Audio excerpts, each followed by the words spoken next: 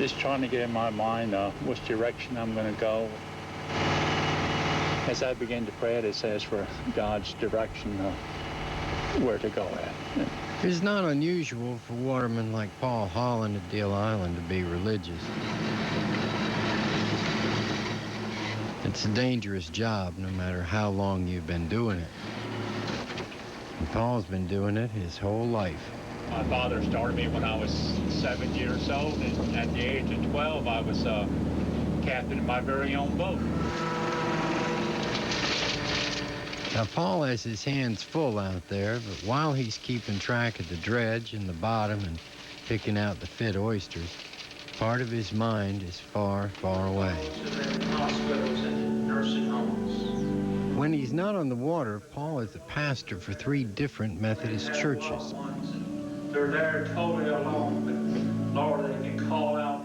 Conducting services from 8:30 in the morning until well after noon. What it was called in the old days, a circuit rider. And I guess you could somewhat say that's what I am.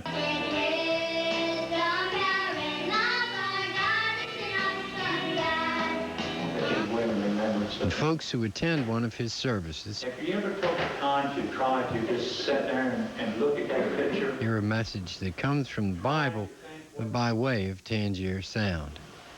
trying to think what went through the disciples' minds, I have often. I think about my sermon, what am I going to preach on this week? It's such a blessing to be out here and be alone, and just me out here and him. You might think between preaching and oystering, preaching would be the easier job, but Out on the water is just, I'm just, I say physically tired, in which I revive me within a half an hour to an hour. Preaching 3 times on a Sunday really takes an awful lot out of you. well, that's food for thought when you're sitting in church some Sunday morning. Lord, they can call out to you, and you'll be just as close as a twinkling of an eye. It takes a lot to be a preacher, a lot more than you'd expect. Around these dear loved ones.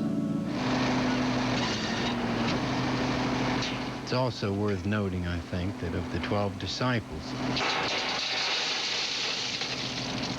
6 of them were fishermen. Yeah, true. Well, let me ask you a question, Charlie. Is the Reverend still in the business of saving souls? As a matter of fact, I spoke to him the other day, and he's still preaching down there at Whaleyville and New Hope, and there's another church in that charge, but Still working. he's still working at it.